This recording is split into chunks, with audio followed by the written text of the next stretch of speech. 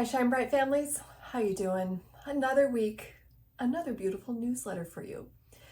So this week, I wanted to follow up. I've had a couple of people that I have been working with through the Essential Parenting Program, and we were talking about the previous 2 weeks where we were talking about self-confidence in our kids. We talked about the summit, and they had watched some of the other videos, but they came back to me and said, this is all well and good to talk about self-confidence in our kids, but what if I don't feel confident? How am I supposed to instill confidence in my kids when I am constantly worried?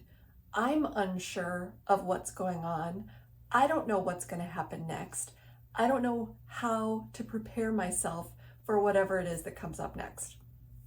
So that made me think, we really need to talk about worry. Now, back in the day, before I was even married and had a family, my dad used to call me the controller of the universe. I wore it as a badge of honor. I love that. I'm like, you're damn right. I do control the universe. I am in control. Yes. When I did not have control or feel that I had control, because really, nobody has control. Who am I kidding? Who did I think I was kidding? But I used to worry constantly. And that also came as a badge of honor because my mother was a worrier. Both of my grandmothers were worriers. And it just was. It was just the thing. We just worry.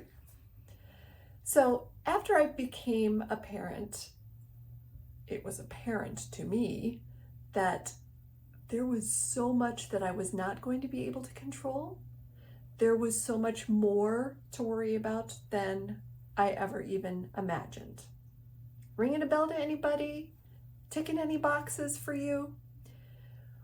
In this parent journey and in all of the learnings and teachings and exploration that I have done over the years, I have learned that worry is not worth it.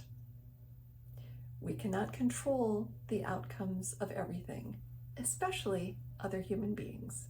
Maybe for a micro nanosecond in the grand scheme of things, but never for a long period of time, and never to our own imagined expectations, and never to their liking or to their best benefit. So then I started wondering, where does worry really come from? What's really at the root of worry? Because that's what I do, right? I get to the root of things. Let's pull up that root and make sure that that weed does not come back. Really, what is behind worry? If you think about it, fear. Fear is behind worry, correct? And it is fears based on things that maybe had happened in the past, maybe we had been exposed to or had heard about in whether it be an urban legend or that had happened to somebody in the past in some form or fashion of what we were anticipating could potentially happen to our children. It's also a projection into the future because the future is unknown. And because of that unknownness,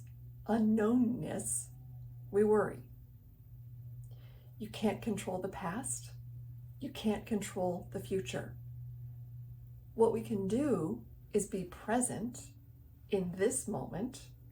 We can allow our kids to live their lives, and we can be there as a safety net for them when the inevitable does happen. I am not wishing catastrophe, pain, unforeseen traumas to happen to anybody whatsoever. Our kids are going to fall down. Our kids are going to fail their tests. Our kids are going to screw up. Our kids are going to get sucked into video games, and it's going to be hard to get them out. We are their safety net. We are their constant.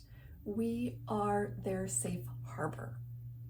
And so when we come at life from our worried state, we are projecting our anxieties, our anxiousness, our worries, our lack of faith and our lack of trust in ourselves, in the Creator, the ultimate universal control, and in the abilities of our kids to be able to figure things out on their own.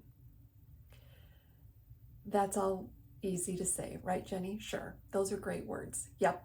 How do I live that in my real life right now with all of the shit that's going on in the world? Well, we're going to continue to explore this, but what I want to leave you with for today, for right now, for this week, is when worry comes up, I want you to ground yourself, I want you to become present, and I want you just to recognize it. You don't have to do anything else. Just start to recognize it. Next week, we're going to talk about some additional ways that we can start moving away from worry, start moving away from fear and into more love. There's your little sneak peek, your little saucy tidbit to come back to, your little amuse-bouche. We can do this. It's okay. We got this. I got you. Stay committed. Stay curious. Stay connected. I'll see you next week. Feel free to drop me a note if you want to explore this further in advance. Get a sneak peek now. I appreciate it. See you soon.